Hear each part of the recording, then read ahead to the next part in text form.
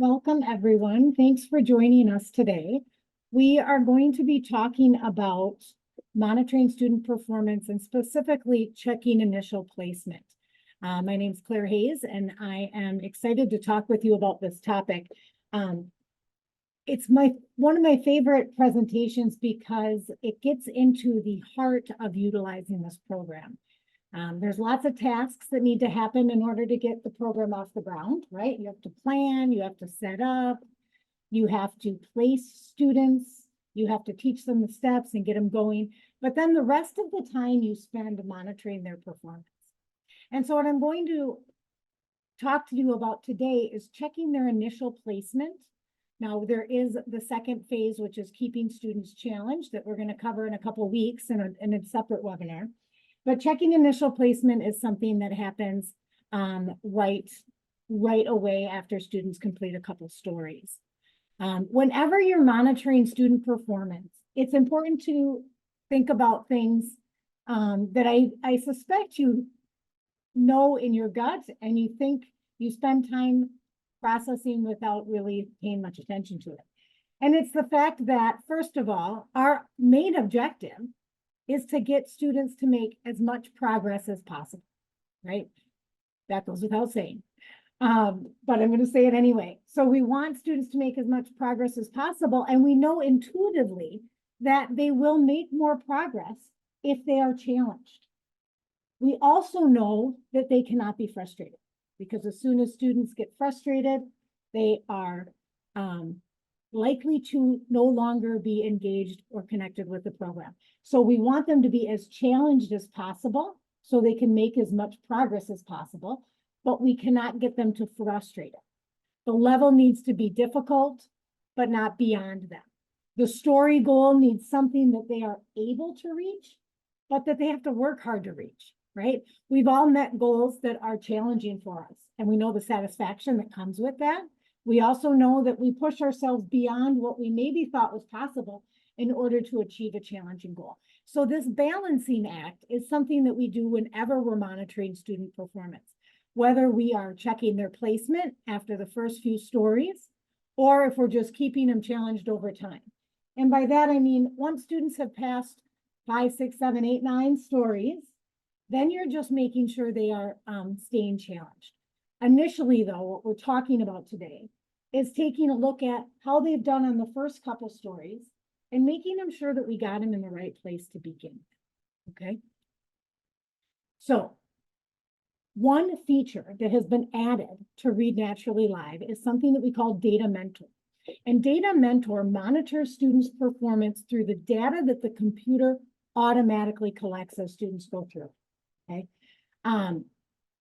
It provides suggestions to the teacher to improve implementation and to make sure the students are in the right spot. The place that you can find these suggestions is on the Pass Review Work page. So I'm going to show you that in a couple of minutes after we show some sample student data, go through the process about how to decide whether or not they're in the right spot to begin with. And then I'll show you where you can see whether or not there is a suggestion, and if there is a suggestion, what to do in order to either accept it or ignore it, right?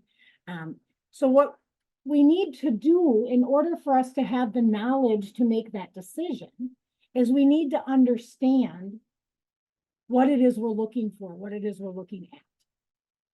There are 2 phases of placement. Now, in the registration report, some of you asked questions about placing students. This webinar is not talking about placing students. It's talking about checking their placement.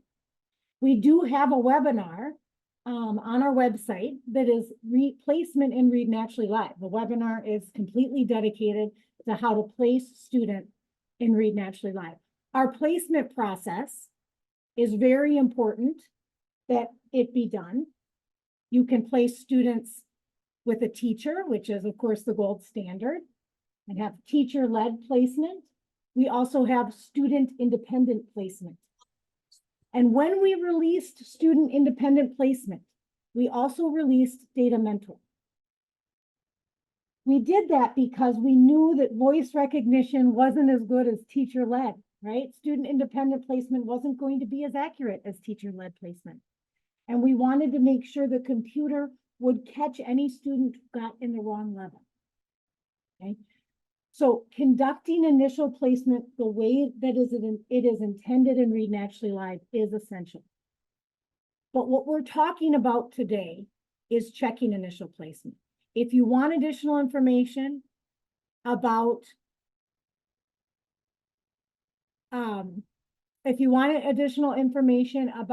getting students placed properly, please watch that webinar. The link to it is in your chat box. Okay. When we are checking initial placement, what we are doing is we're taking the level that the student is in and basically saying to ourselves, if I had all the information I have right now, after the student has passed these stories, if I had known that on placement day, would I still have wanted that student to work in that level? If I had all the information I do after these first 3 stories, would I still have assigned that story goal? Okay. That is what we're doing. We're taking a look at the data from students at a glance report, and we're determining whether or not they are in the right level and whether or not they have the right story goal. The students at a glance report, which I'm going to show you how to run in just a minute, but I want to show you what's in there. Notice there's 4 sections that are, one is white and then one is gray, then white and gray, okay? So the first white section on the left-hand side lists the series and level first, the date that was started, and the number of stories passed, okay? Now, all other sections have 2 different numbers in the column with a forward slash separating the 2 different numbers.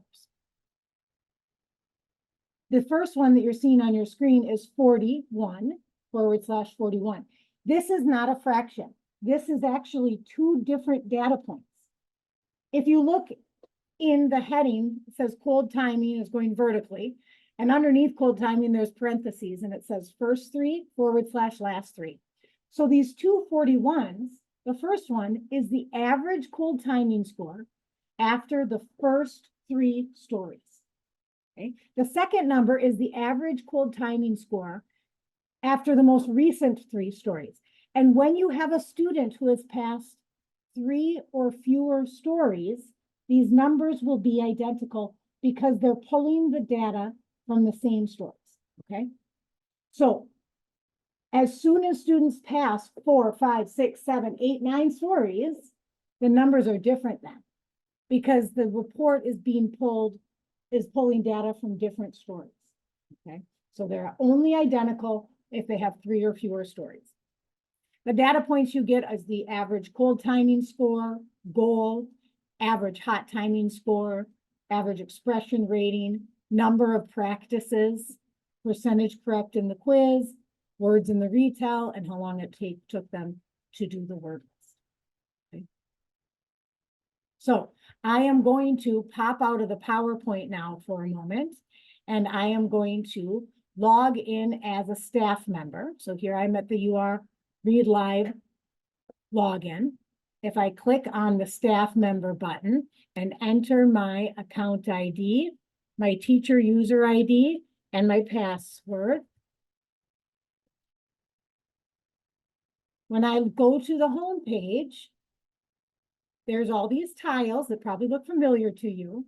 You scroll down to the very bottom, you'll notice that there's a tile that's titled Reports. You can also access it through the upper left-hand corner hamburger menu option. The very bottom item is Reports. The first couple tiles you see on your screen are administrative reports, rosters, passwords, that sort of thing. The third one over is the Read Naturally Live reports. So you will click on that tile, and the very first one in this list is the Students at a Glance. Okay. So you will click on Students at a Glance, and then you can select one student or a group of students, right? You can select all of your 5th graders. Click the top student's name, hold the shift key down, click the bottom student's name, and everybody will be selected. If you clear the selected and you want all the students to come back, you go to the header where you applied the filter. In this case, it was grade. You click reset and everybody will come back. Okay.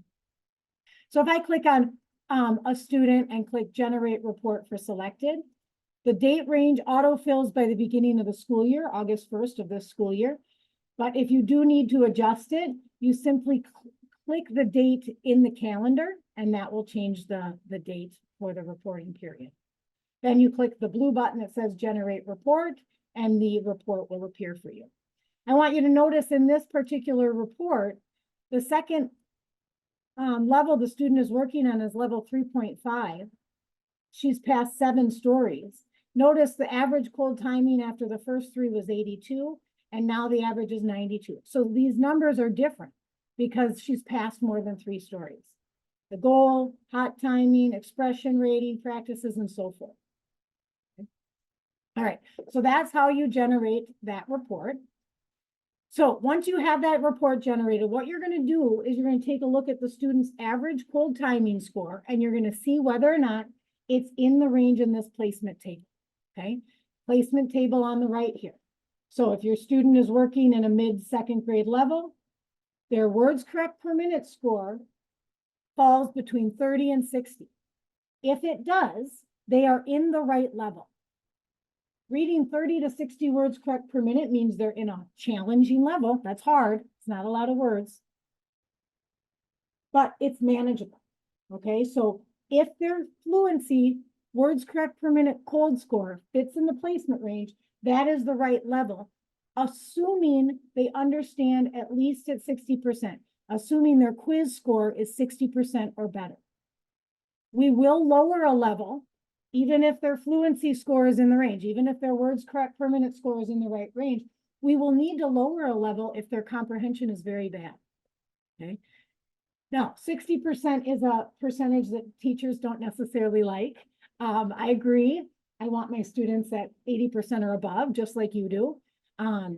But it is a number based in research. So research shows us that once students can comprehend at 60% or better, they are able to make comprehension gains. Okay. If they only understand or comprehension scores are in the 40 percentile range, it is so much harder for them that it's too hard. They're not going to be able to make adequate gains in comprehension. You need them to get them into a level where they're understanding at least at 60%. We have students like that. We have students who are more fluent than they are able to read well. You might make subtle adaptations to the program for that kind of student, right? They probably don't need to read along all 3 times, but they probably should click on keywords to get vocabulary lesson before that read along. So some of those adaptations are important for that kind of a student. But this is where you check to make sure their comprehension. Fluency can never be taught in a vacuum. So you always need to make sure they're comprehending well enough to continue. That is your ultimate goal. So this checking initial placement is where we take that into account. We take it into account immediately, right after they passed 1 story, 2 stories, 3 stories. Okay. So let's take a look at some sample data on a student named Rob. We're going to see whether or not his cold timing score is in the range and if his quiz is in at 60% or better. Decide, is he in the right level? Does he need a higher level? Does he need a lower level, or can he continue? So we'll take a look at our students at a glance report, just like we did previously, just like I showed you how to run. Notice this middle student is our Rob. Okay. We'll pull this data out and leave it on the screen so that you're able to answer these questions just by looking at my screen. You don't need to look at anything else. So take a look at Rob's average cold timing score. It's the first column in this gray section. Is that within the range for his placement level? So you need 2 pieces of information. You need to know which level Rob is working in, 3.0. You can see that in this first column in the series and level section. And his cold timing score, in this case, is 70. You take those 2 things up to this table. In 3.0, you want him between 30 and 60. Rob's at 70. He's outside the range on the high end. If Rob got 70 on placement day, the computer would have said, we're not sure what level. This one's too easy though. Test him at a higher level. If Rob got 70 on placement day, the computer would not have put him in 3.0. It would have told you to try a higher level, a more challenging level, because his score is outside the range on the high end. Okay.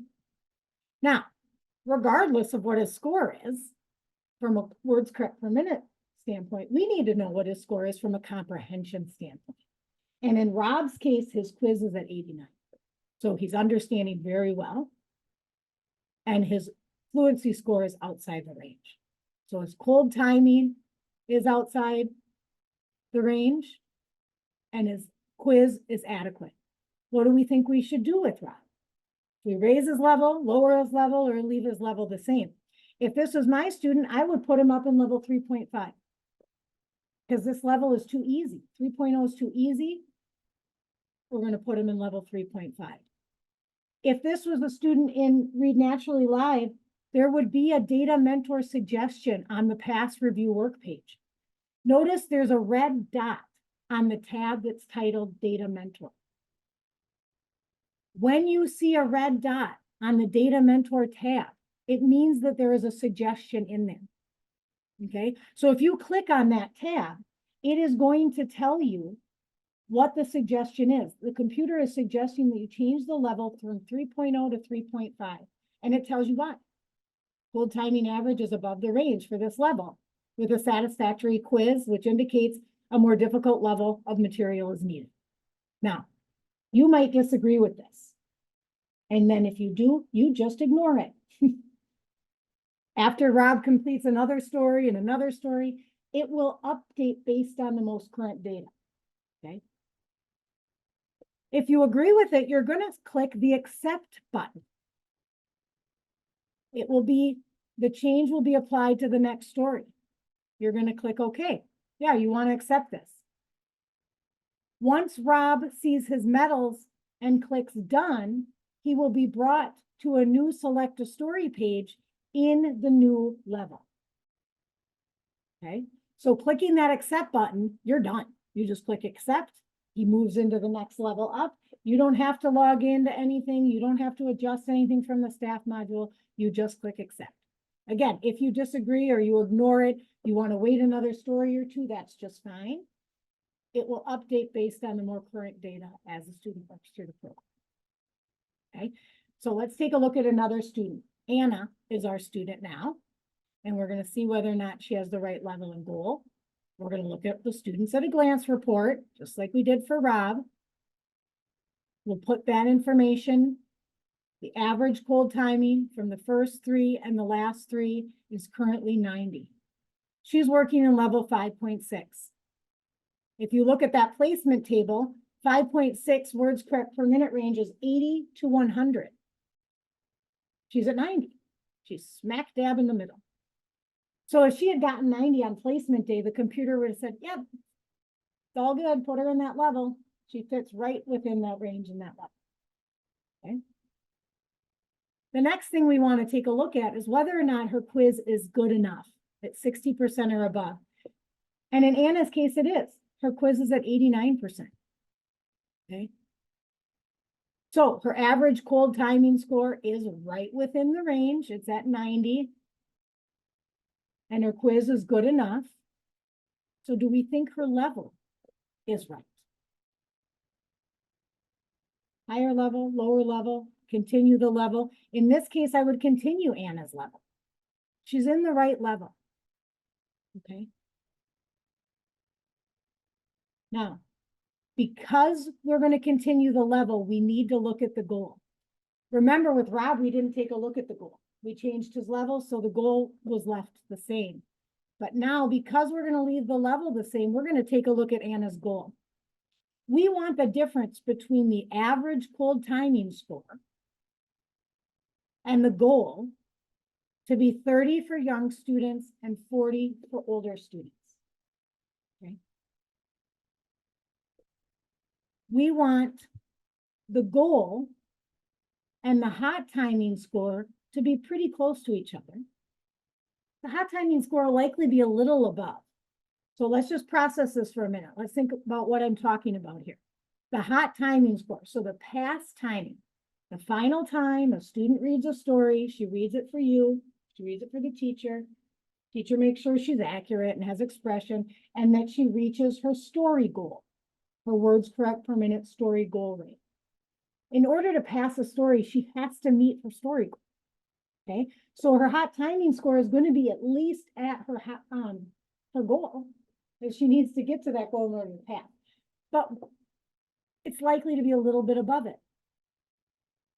If it is too much above it, it indicates that a higher goal is needed, right? What does too much mean? Too much is if it is a double-digit difference.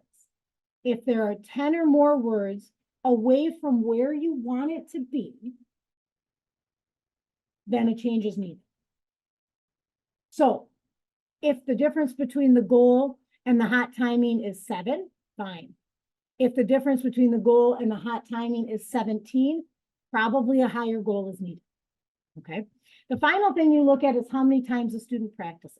Somewhere between 3 and 10 is a good range for that to be in.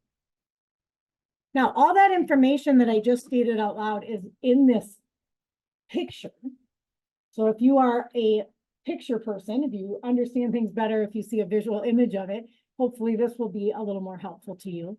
You can see this student's cold timing is 91. Her hot timing is 123, which is very close to her 120 goal.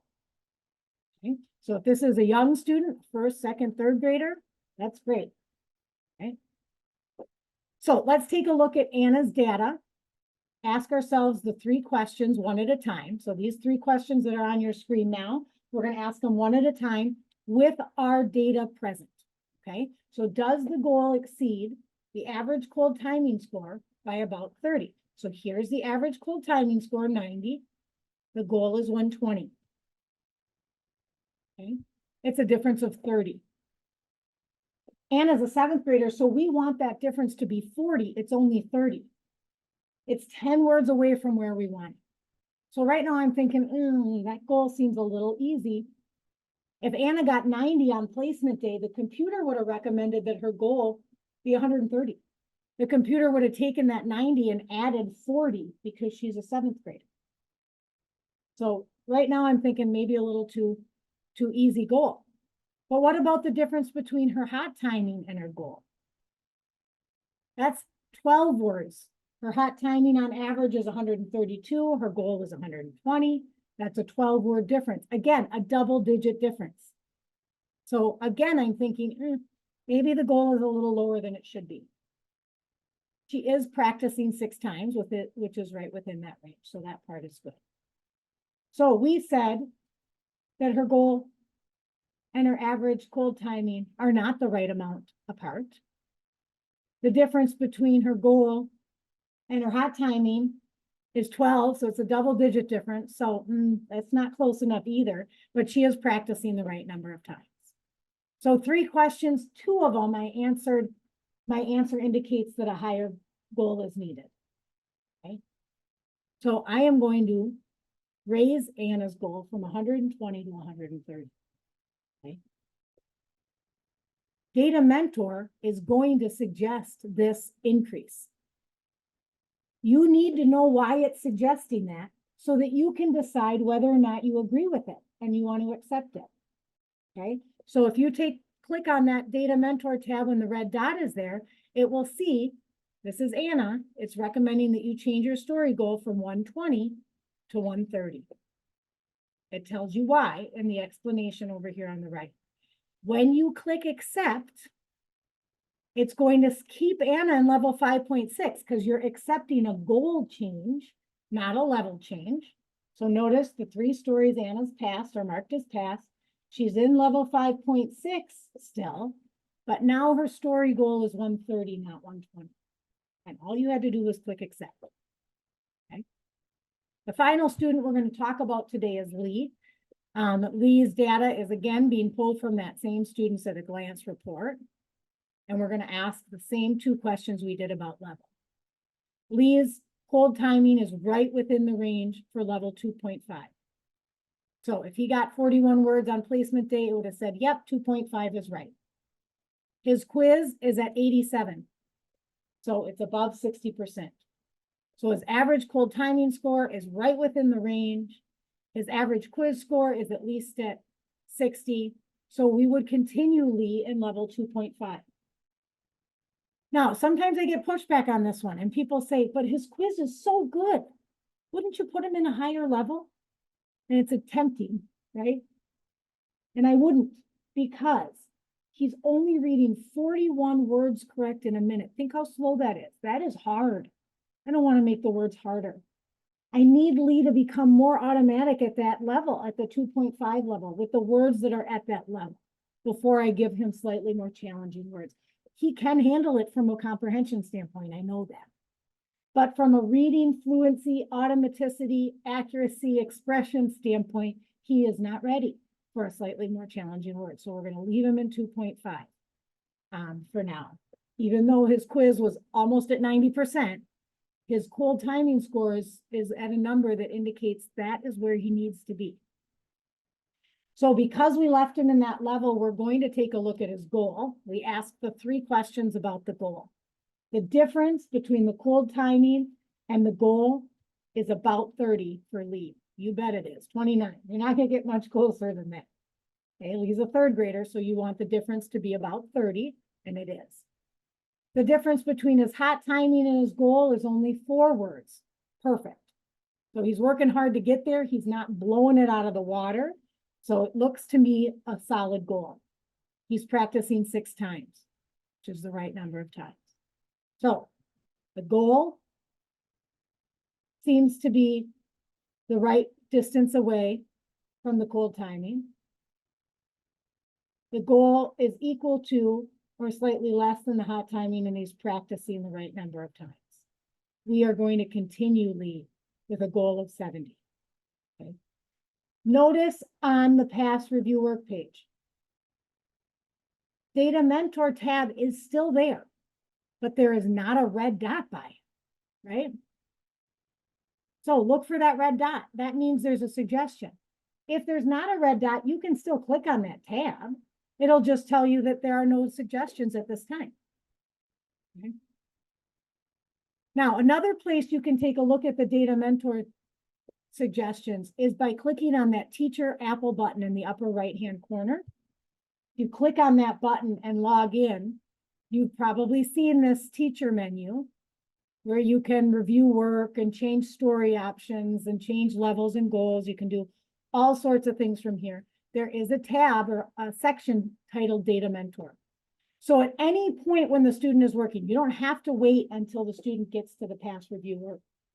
At any point you want, you can click on this Teacher Apple button, whether they're on the keyword step or the read along step. That Apple teacher button is on every screen. So if you just want to take a peek and whether or not there's a suggestion in there, you can do that at any point. Okay. All right, so that sums up our section on checking initial placement.